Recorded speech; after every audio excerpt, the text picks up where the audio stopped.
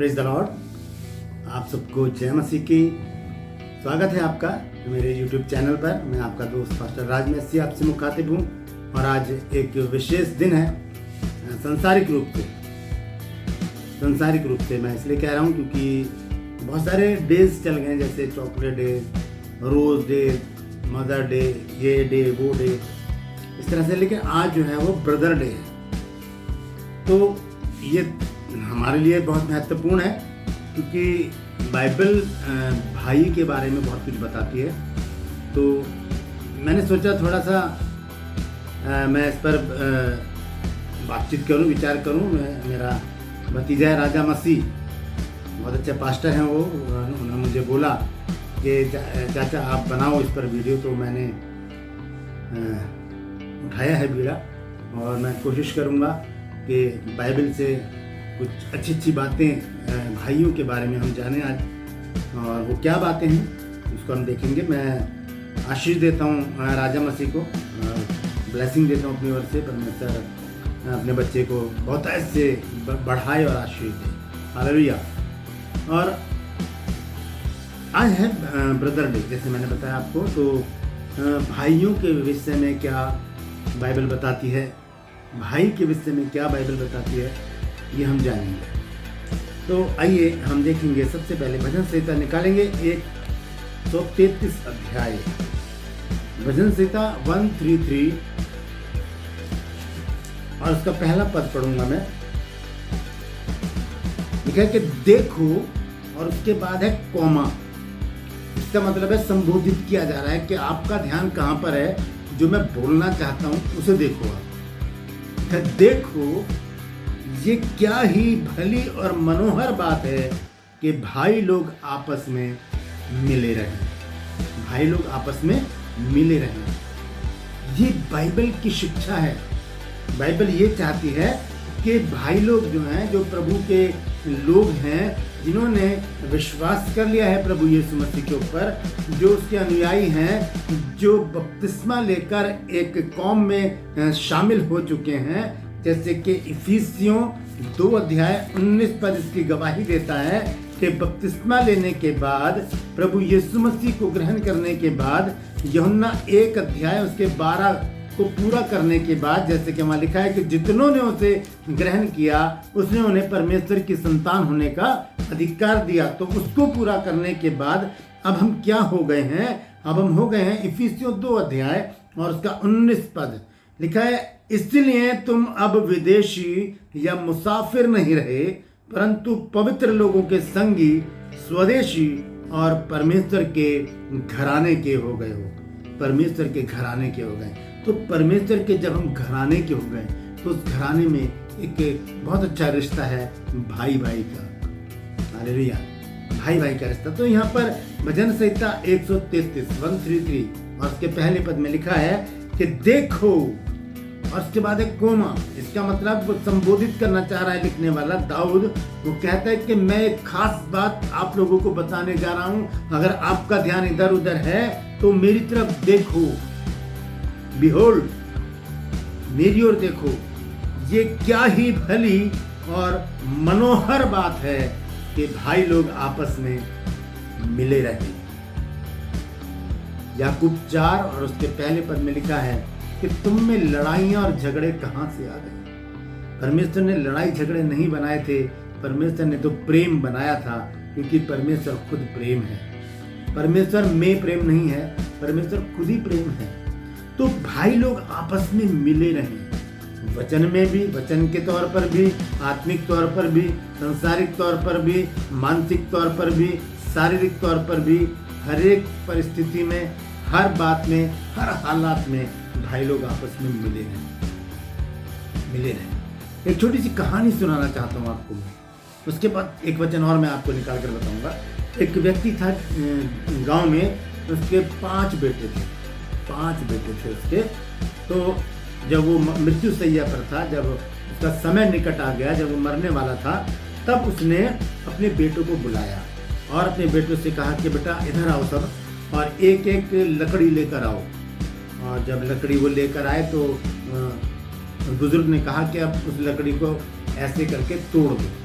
उन्होंने लकड़ी ली और ऐसे तोड़ दिया, पांचों ने उस लकड़ी को तोड़ दिया। बस हो गई बात खत्म। फिर उसके बुजुर्ग ने फिर कहा उनसे कि एक एक बार एक एक लकड़ी और लेकर। फिर वो गए और एक एक लकड़ी लेकर आए। फिर उन्होंने कहा बुजुर्ग ने कि अब इनको इकट्ठा कर लो। और वो जब पांचों लकड़ी इकट्ठा की और फिर कहा कि अब बारी बारी से इसको तोड़ो। जब वो पांचों मोटी लकड़ी जब वो इकट्ठा हो गई, वो जोर लगा रहे हैं लेकिन वो टूट ही नहीं रही है, वो टूट ही नहीं रही है। तो वो बड़े अचंभित हुए। फिर अपने पिताजी से पूछा, पिताजी इसका मतलब बताओ, आपने ऐसा क्यों किया? तो उन्होंने बताया कि बेटा देखो, अगर अलग अलग रहोगे तो कोई भी तुम्हें तोड़ सकता है, कभी भी तुम्हें तोड़ सकता है। इसलिए मिलकर रहो तो तुम्हें कोई भी नहीं तोड़ सकता। इन 5 लकड़ियों की तरह जिन्हें तुमने मिला लिया है, इसको मिला लोगे, मिलकर रहोगे तो कोई भी तुम्हें नहीं तोड़ सकता। अगर अलग अलग रहोगे तो कोई भी तुम्हारा नाजायज फायदा उठा सकता है। 5 उंगलियां हैं हाथ में, और जब इन 5 को हम ऐसे करते हैं तब मुट्ठी बनती है। अलग अलग को कोई भी मोड़ तोड़ के कुछ भी कर सकता है, लेकिन ये 5 जब इकट्ठी हो जाती हैं तो एक पावर बन जाती है। और इन 5 का मतलब मैं आपको बताऊं क्या है। देखिए, JESUS मतलब जीसस। इन 5 का मतलब है JESUS यानी कि जीसस। तो 5 लकड़ियां उन्होंने जब नहीं टूटी तब उनके पिता ने उनसे कहा कि बेटा इसी तरह से तुम्हें मिलकर रहना है, मिलकर रहोगे तो तुम्हें कोई भी तोड़ नहीं सकता। तो भाई लोग आपस में अगर मिले रहें तो बहुत मनोहर बात है। और जब मिलके रहें तो हर एक बात को समझदारी के साथ उसका व्यवहार करें अपने आपस में, है ना। और अगर किसी की बात बुरी लगती है तो उसी से बोलें, है ना। जैसे कि मेरे अंदर एक आदत है कि अगर मेरी बात किसी को बुरी लगी है तो वही व्यक्ति आकर मुझसे कहे कि ब्रदर आपकी बात मुझे अच्छी नहीं लगी। अगर कोई तीसरा आकर कहेगा तो वो बात अटपटी सी लगेगी कि भाई आप मुझसे बोलो ना। अगर मुझसे गलती हुई है तो आप मुझसे बात करो, मुझे बताओ, क्यों कोई तीसरा आकर मुझे बताए। मैं इतना वो नहीं हूँ कि इतना जालिम नहीं हूँ, मैं इतना ख़राब नहीं हूँ कि मैं आपसे लड़ूंगा। मैं अपनी गलती को मानने वालों में से हूँ। मैं अपनी गलती को मानता हूँ, मुझे सॉरी कहना आता है। तो ये चीज़ होनी चाहिए। जब हम आपस में रहते हैं, जब हम एक फैमिली में रहते हैं, और जिसे जॉइंट फैमिली कहते हैं, वहाँ पर जब भाई लोग मिलकर रहते हैं तो वहाँ पर इन बातों को बर्दाश्त करना सीखना चाहिए हमें। हम देखते हैं कुलुस्सियों की पत्री में 3 अध्याय में वहाँ पर क्या लिखा है। कुलुस्सियों 3 अध्याय, और मैं पढ़कर बताता हूँ। तो 3 अध्याय और 12 पद से मैं पढ़ रहा हूँ, ध्यान से सुनिए क्या लिखा है। इसलिए परमेश्वर के चुने हुओं की तरह जो पवित्र और प्रिय हैं, बड़ी करुणा और भलाई और दीनता और नम्रता और सहनशीलता धारण करो। ये धारण करने की जरूरत है। और लिखा है, और यदि किसी को किसी पर दोष देने का कोई कारण हो तो एक दूसरे की सह लो और एक दूसरे के अपराध क्षमा करो। जैसे प्रभु ने तुम्हारे अपराध क्षमा किए वैसे ही तुम भी करो।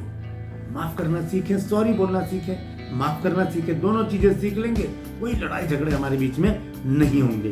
तो लिखा है कि क्या ही भली और मनोहर बात है कि भाई लोग आपस में मिले रहें, ऐसे मिले रहें, ऐसे मिले रहें, ऐसे मिले रहें। तो एक बार क्या हुआ, यीशु मसीह एक जगह प्रचार कर रहे थे तो कुछ लोगों ने आकर कहा कि देख, तेरे भाई और तेरी माता और तेरी बहनें जो हैं वो तुझसे मिलने आई हैं। तब प्रभु यीशु मसीह ने कहा, कौन मेरी माता और कौन मेरे भाई? कौन मेरी माता और कौन मेरे भाई? मेरी माता और मेरे भाई ये है जो परमेश्वर के वचन को सुनते हैं और मानते हैं। हालेलुया। बहुत अच्छी बात कही यीशु मसीह ने, क्योंकि वो बाहर थे सारे भाई लोग। और क्यों थे बाहर? यूहन्ना 7 अध्याय में देखेंगे क्या लिखा है। यूहन्ना 7 अध्याय और उसके 5 पद में लिखा है। यूहन्ना 7 अध्याय और उसके 5 पद में यहाँ लिखा है, क्योंकि उसके भाई भी उस पर विश्वास नहीं करते।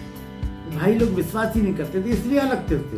लेकिन कब विश्वास आया? जब यीशु मसीह क्रूसिफाइड हो गए, जी उठने के बाद उनको दिखे, तब जाकर उन्हें विश्वास हुआ। तब उसके 2 भाइयों ने पत्र लिखी, यहूदा ने और याकूब ने। तो इन पत्री लिखी और वो विश्वास उनका बढ़ा। तो कहने का मतलब ये है कि कि हम भाई लोग जो प्रभु में हम आपस में एक भाई लोग हैं। ये भाई ये भी नहीं होता कि अगर कोई इकलौता बेटा है अपने माता पिता का तो उसका भाई नहीं है कोई, नहीं, वो भाई जो कलीसिया के लोग हैं वही हमारे भाई और वही हमारी बहन है, क्योंकि वो वचन को सुनते मानते हैं और रेगुलर हैं परमेश्वर की संगति के, वो तो वही तो हमारे भाई और बहन है ना। और दूसरी बात यह है कि प्रभु यीशु मसीह के विषय में क्या कहती है बाइबल। रोमियो 8 अध्याय, बहुत ही अच्छी आयत है वो, इसको मैं पढ़ूंगा। रोमियो 8 अध्याय और उसकी 29 आयत, 28 और 29 आयत। हम जानते हैं कि जो लोग परमेश्वर से प्रेम रखते हैं उनके लिए ये बातें मिलकर भलाई ही को उत्पन्न करती हैं। सब बातें मिलकर भलाई ही को उत्पन्न करती हैं, अर्थात उन्हें जो उसकी इच्छा के अनुसार बुलाए गए हैं। अब ध्यान से सुनिए 29 पद में क्या लिखा है। क्योंकि जिन्हें उसने पहले से जान लिया है उन्हें पहले से ठहराया भी कि उसके पुत्र के स्वरूप में हो, ताकि वह बहुत भाइयों में पहलौठा ठहरे। प्रभु यीशु मसीह के बारे में लिखा है, वो हमारा भाई, बड़ा भाई है, वो पहलौठा है भाइयों में, है ना। क्यों हम क्यों भाई लगे यीशु मसीह के? क्योंकि यीशु मसीह की, फिर उस बात को मैं रिपीट करूंगा, जब यीशु मसीह ने कहा कौन मेरी माता और कौन मेरे भाई, मेरे माता और मेरे भाई वो है जो परमेश्वर के वचन को सुनते और मानते हैं। हम परमेश्वर के वचन को सुनते हैं, हम परमेश्वर के वचन को मानते हैं, इसलिए हम कौन हो गए? हम प्रभु यीशु मसीह के भाई हैं। भाई एक मित्र के समान होता है, तो कंधे पर हाथ रखकर हमसे पूछता है क्या परेशानी है बताना। भाई हमारे माथे के शिकन को देख लेता है, वो समझ जाता है कि मेरा भाई आज परेशान है, वो पूछता है क्या टेंशन है तेरे को, बताना मुझे, देख मेरे बस में होगा तो मैं जरूर उसको करूंगा। ऐसे ही प्रभु यीशु मसीह है, वो भाई है, दोस्त बन के हमारे दुखों को वो सुन लेता है। रोमियो की पत्री में हमने अभी पढ़ा है, लेकिन हम देखेंगे यूहन्ना 15 अध्याय और उसके 14 पद को, 13 और 14 पढ़ूंगा मैं। इससे बड़ा प्रेम किसी का नहीं कि कोई अपने मित्रों के लिए अपना प्राण दे दे। ये दोस्ती है, दोस्ती कुर्बानी मांगती है, और वो कुर्बानी प्रभु यीशु मसीह दे चुके हैं, है ना। आगे देखें, जो कुछ मैं तुम्हें आज्ञा देता हूं यदि उसे करो तो तुम मेरे मित्र हो। अब से मैं तुम्हें दास न कहूंगा, क्योंकि दास नहीं जानता कि उसका स्वामी क्या करता है, परंतु मैंने तुम्हें मित्र कहा है, क्योंकि मैंने जो बातें अपने पिता से सुनी है वो सब तुम्हें बता दी। एक भाई जब मित्र बन जाता है तो इससे बड़ी बात कोई नहीं कि वो सारी प्रॉब्लम्स में, सारी संकट परेशानी में, चिंता में हाथ कंधे पे रखकर, गलबैयां डालकर वो हमारी सारी समस्याओं को दूर कर देता है। और वो कौन है? वो है प्रभु यीशु मसीह, हमारा बड़ा भाई। रोमियो 8:29 आयत में लिखा है कि सब भाइयों में वो पहलौठा है। तो आज ब्रदर डे है, तो मेरी तरफ से और मेरी कलीसिया की तरफ से, मिनिस्ट्री की तरफ से आप सबको इस दिन की ढेर सारी शुभकामनाएं। मिल के रहिए, शैतान कुछ भी नहीं कर सकता, कुछ नहीं बिगाड़ेगा, कुछ नहीं बिगाड़ेगा। लिखा है क्या ही भली और मनोहर बात है कि भाई लोग आपस में मिले रहें। हालेलुया। परमेश्वर इन वचनों के द्वारा हमें आशीष दे। मैं आपसे गुजारिश करता हूँ कि आप इस चैनल को, मेरे चैनल को सब्सक्राइब करें, वीडियो को लाइक करें, शेयर करें, और कमेंट सेक्शन में मुझे ज़रूर बताएं कि आपको ये बातें कैसी लगती हैं जो मैं आपको इस चैनल पर बताता हूँ। बाइबल की बात, आप उससे कुछ सीख रहे हैं या मेरी ओर से कोई ऐसी बात आपको लगी है कि वो गलत है, तो उसके लिए भी आप मुझे कमेंट ज़रूर कीजिए, ताकि मैं अपनी गलती को सुधार सकूं। और यदि अच्छी बातें हैं तो उसके लिए मैं परमेश्वर का धन्यवाद देता हूँ। हालेलुया। तो आज के लिए बस इतना ही। अगले एपिसोड में, अगली वीडियो में मैं फिर आपसे मिलूंगा एक नए सब्जेक्ट के साथ। परमेश्वर आप सबको आशीष दे। हालेलुया।